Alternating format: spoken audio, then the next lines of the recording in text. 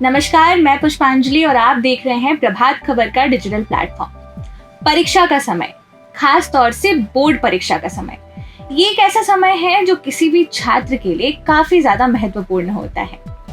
ये समय ऐसा होता है जब ना सिर्फ बच्चे बल्कि उनके साथ उनके पेरेंट्स, टीचर्स सभी काफी ज्यादा तनाव में होते हैं। लोग महीनों महीनों तक खाना छोड़ देते हैं, पेरेंट्स भी अपने बच्चों के पीछे दिन रात लगे रहते हैं, टीचर्स इस वक्त काफ़ी ज़्यादा मेहनत करते हैं ताकि किसी भी हाल में बच्चे अच्छा स्कोर कर सकें। पर इस समय पर ऐसा भी कुछ होता है कि कई बार बच्चे तनाव में आकर गलत कदम उठा लेते हैं या ठीक से टाइम मैनेजमेंट नहीं कर पाने की वजह से कहीं ना कहीं परीक्षा में चूक जाते हैं। तो इन्हीं सब विषयों पर बात करने के लिए आज हमारे साथ हैं सेंट जेवियर स्कूल रांची के एक्स टीचर कन्हैया नायडू जी, जो हमारे बच्चों को आज काफ़ी अच्छे टिप्स देंगे कि वो परीक्षा के पहले टाइम कैसे मैनेज करें या लास्ट मिनट प्रेशर से कैसे बचें, रिवीजन कैसे करें, और साथ ही इनके बारे में खास बात ये है कि कंप्यूटर विषय के महारथी हैं। तो ये हमें बताएंगे कि प्रोग्रामिंग लैंग्वेज में कैसे अच्छी समझ बनाएं। तो सर, सबसे पहले तो आपका बहुत बहुत स्वागत है हमारे। जी सर। तो सर, सबसे पहले तो बोर्ड्स की परीक्षाएं कई जगहों पर शुरू हो चुकी है, जैसे झारखंड बोर्ड की परीक्षा शुरू हो चुकी है।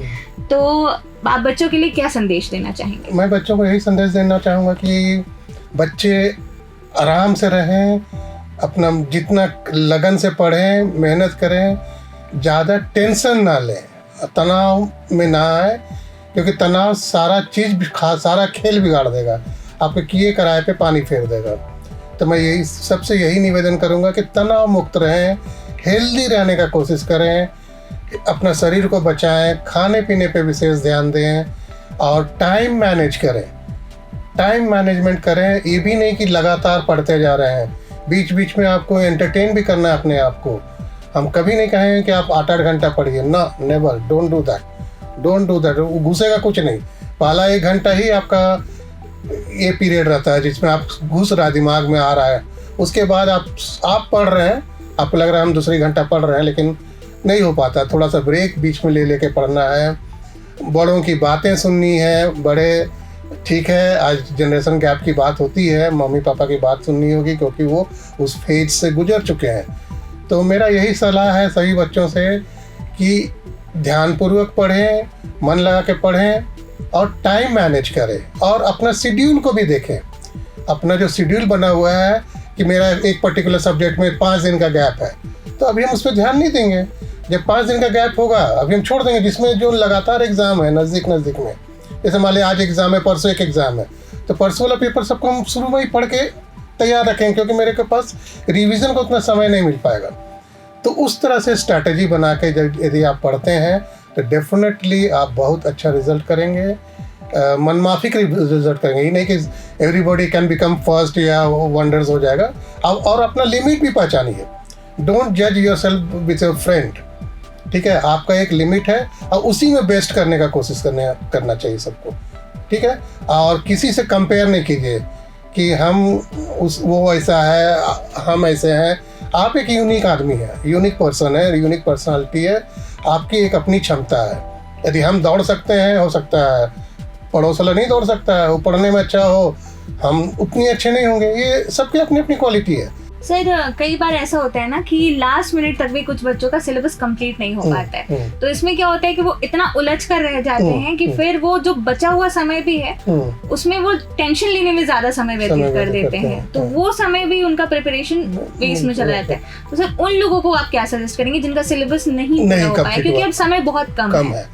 अच्छा, अब है कि मान लीजिए किसी का 10 चैप्टर है, मेरा 8 हो गया या 2 छूट गया है, forget about those two chapters। आप 8 में तो परफेक्ट होइए। हम तो ये कहेंगे कि हम ये बना के चलिए कि 8 में से जो भी क्वेश्चन आएगा हम उसको किसी कीमत पे नहीं मिस नहीं करेंगे। तो गो फॉर दैट परफेक्शन। ये नहीं कि थोड़ा इधर थोड़ा उधर, तो आप कहीं के नहीं रहेंगे। यदि आपके पास डेफिनेटली चॉइस रहता है, कोई आंसर का चॉइस रहता है, तो मान लिया आपका 2 चैप्टर छूट भी गया और बैड लक है आपका कि वहाँ से आ गया, डजंट मैटर, ठीक है, आपका चॉइस कम हो जाएगा, लेकिन ये 8 में तो पकड़ा जाएगा। और 8 में यदि आप परफेक्ट हैं आउट ऑफ 10 में, go for that. Don't take up any new chapter before the exam. Don't take. If you have not done, not done, leave it alone. Sir कई बार क्या होता है ना कि कुछ बच्चे जो होते हैं वो एवरेज होते हैं, क्योंकि हर बच्चा टॉप नहीं कर सकता। लेकिन पेरेंट्स का क्या होता है कि हर पेरेंट्स का एक्सपेक्टेशंस होता है कि मेरा बच्चा 90 प्लस ही लाए। कोई पेरेंट्स ये नहीं चाहते कि मेरा बच्चा 60 प्लस लाए या जस्ट पास हो जाए। तो ऐसे में आप पेरेंट्स के लिए क्या मैसेज देना चाहेंगे? वही तो अभी थोड़ी देर पहले जस्ट क्योंकि बच्चों पर ना काफी ज्यादा परफॉर्मेंस प्रेशर हो जाता है। डेफिनेटली होता है, क्यों नहीं होगा। अभी हमने कहा कि पेरेंट्स कंपेयर करते हैं कि अरे पड़ोस का बच्चा ऐसा ला रहा है, या आपका सिबलिंग, आपकी छोटी बहन छोटे भाई ऐसा कर रहा है। No, parents are doing something wrong. आपका बच्चा उस कैटेगरी का may be not good, may not be suitable for that. इसका कुछ अलग इसका ये होगा, टैलेंट होगा, उसको एक्सप्लोर कीजिए। बहुत सारे, अब बोलिए पीटी उषा है, इंग्लिश नहीं जानती हैं तो वो है, तो वो दौड़ने में बहुत तेज थी। तो भाई यू कैन नॉट कंपेयर हर कि आप पढ़ने में तेज रही है। तो उन सबका अपना अपना फील्ड है। तो अब देखिएगा, अच्छे लोग, अच्छे सक्सेसफुल आदमी डिफरेंट फील्ड में, not very highly qualified, very few people. अब किसी का भी एग्जांपल ले, क्रिकेट तो सब लोग देखते हैं, तो क्रिकेट वाले को देखिए क्वालिफिकेशन क्या है, कुछ नहीं है। तो they excel themselves in different field. तो एज फार एज एजुकेशन से जहाँ तक कंसर्न है, पेरेंट्स शुरुआत से ही बच्चे पे, देखो बेटा वो इतना ला रही है, तुम क्या कर रहे हो, पढ़ नहीं रहे हो, तो ये हमको लगता है कि पेरेंट्स के साइड से बहुत बड़ी गलत है। Because every child is a unique child, ये तो बताया जाता है। हम जो हैं ये नहीं हो सकती हैं, ये जो है हम नहीं हो सकते हैं, सबका अपना अपना कैपेसिटी है। तो हम यही कहेंगे इसमें पेरेंट्स भी थोड़ा सा उनके साथ कोऑपरेट करें बच्चे के साथ। जी सर, और कई बार ऐसा होता है जैसे कि कोविड के टाइम से क्या हुआ है, ये ऑनलाइन स्टडीज, ऑफलाइन स्टडीज, तो कोविड के टाइम पे कहीं ना कहीं मेरा भी पर्सनली मानना है कि थोड़ा बहुत पढ़ाई का पैटर्न उस वक्त चेंज हो गया था, क्योंकि online exams, online test, but फिर से उससे हम लोगों ने वापस पेन पेपर मोड पे स्विच किया है। तो ऐसे में आप क्या सजेशंस देंगे? देखिए, जहाँ तक कोविड वाले बच्चे थे, ये बच्चे अभी जो हैं, हमको लगता है कि ये लोग 4-5 के आसपास में, कब तक हुआ था कोविड, कुछ याद है? 2020 में, उसी साल का एग्जाम बस गड़बड़ हुआ था। तो बाकी तब तो हम लोग कोविड पार करके 2-4 साल हो गया है कम से कम। तो इसलिए अब कोविड का रोना नहीं रोना है। अब ऑनलाइन वाला कंसेप्ट तो हमको समझ में नहीं आता कभी भी, ऑनलाइन पढ़ना। इसमें ज़्यादातर हमको जहाँ तक लगता है, कोविड के टाइम में भी लोग हमको बोलते थे कि ऑनलाइन पढ़ा दीजिए। हम बोले ना, आप ऑन कर लीजिएगा, इधर उधर घूमिएगा। ऑफलाइन होता है। जिस चीज़ के लिए जो आप बोलिएगा कि हम घर में पढ़ लेंगे और स्कूल नहीं जाएंगे, ना, स्कूल जाना है, स्कूल जाइएगा, वहाँ का पढ़ाई का मेथड और घर में बैठ के या कोई ट्यूटर पढ़ा देगा, फ़र्क पड़ेगा, जरूर फ़र्क पड़ेगा। कोविड टाइम में हम लोग देखे हैं, 1 साल एग्ज़ाम भी नहीं हुआ, यूं ही मार्क्स दिया गया, और 1 साल सिलेबस की बहुत कम किया गया, और बोर्ड एग्ज़ाम लिया गया जस्ट फॉर ये के लिए कि हाँ, किनको एक सर्टिफिकेट इशू करना है। तो फॉरगेट, कोविड को भूल जाइए, पूरा बुरा सपना था एक, हम तो यही कहेंगे।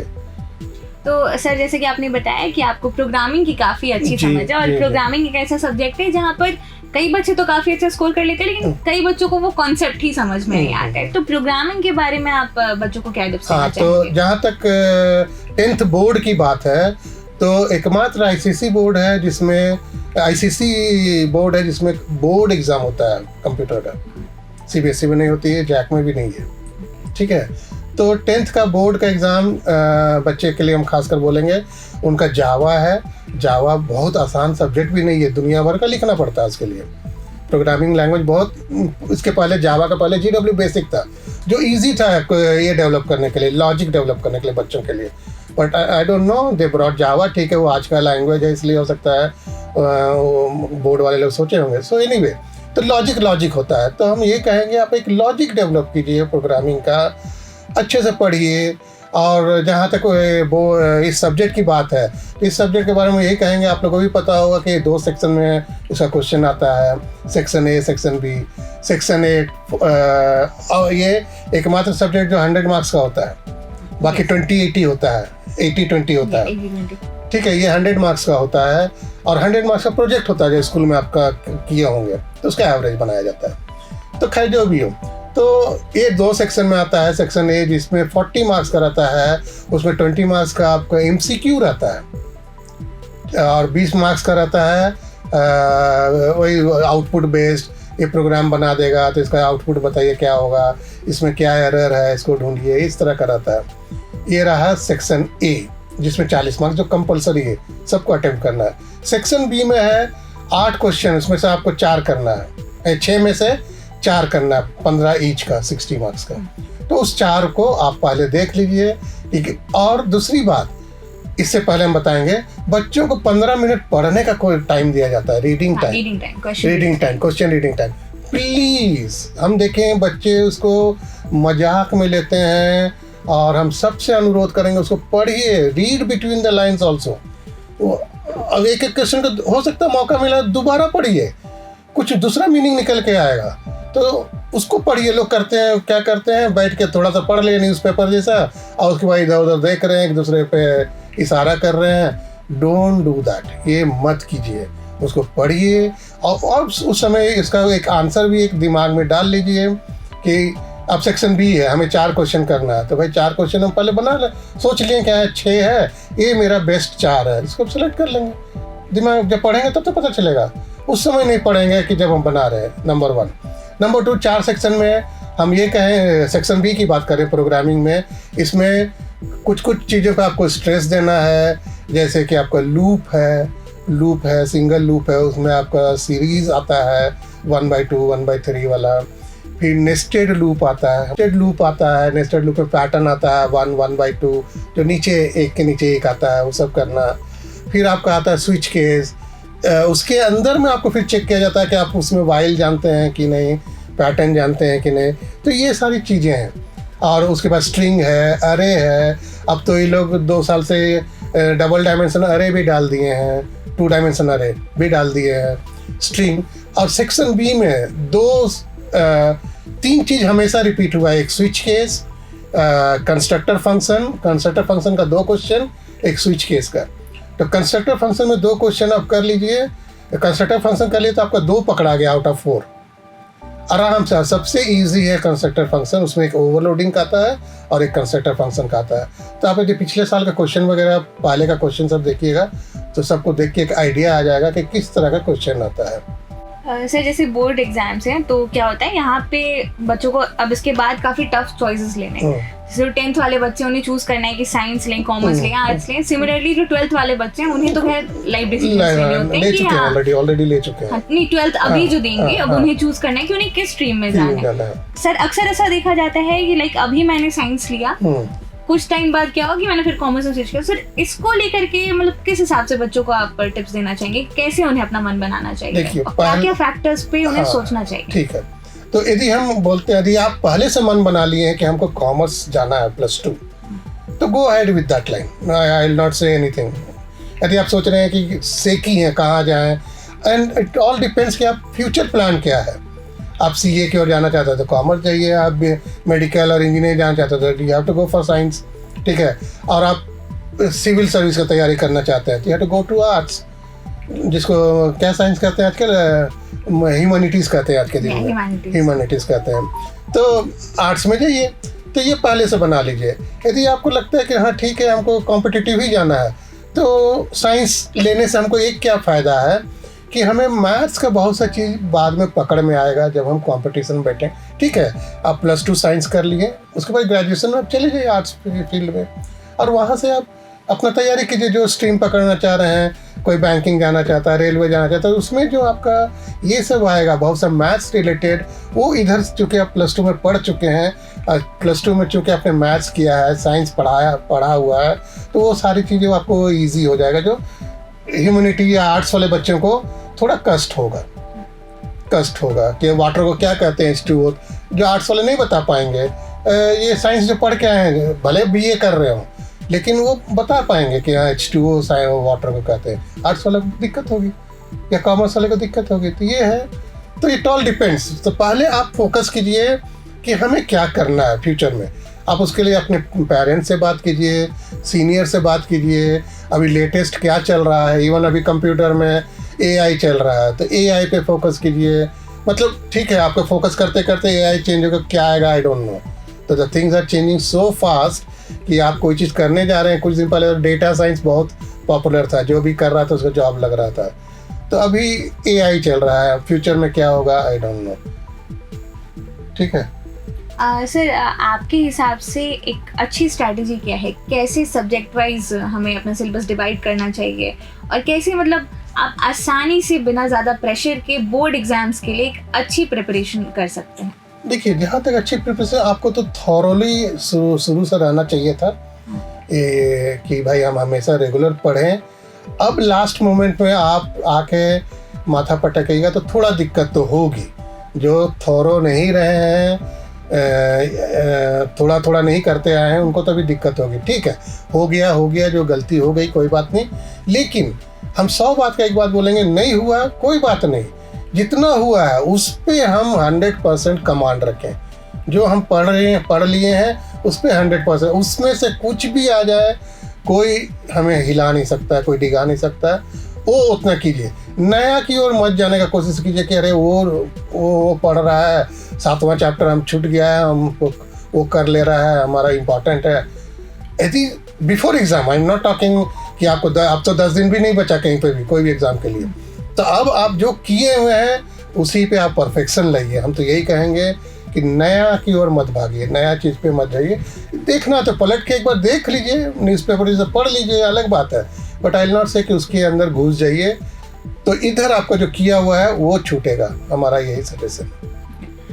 थैंक यू सर, आपने जो भी टिप्स दिए आई एम वेरी श्योर मुझे भी काफ़ी अच्छा लगा और हमारे बच्चों को और जिनके पेरेंट्स हैं उनके लिए ये टिप्स काफ़ी ज़्यादा फायदेमंद साबित होने वाले हैं। तो आपका बहुत बहुत धन्यवाद सर हमारे साथ जुड़ने के लिए। ऐसी अन्य खबरों के लिए देखते रहें प्रभात खबर का डिजिटल प्लेटफॉर्म। प्रभातखबर.com, विश्वास वही, रफ्तार नहीं।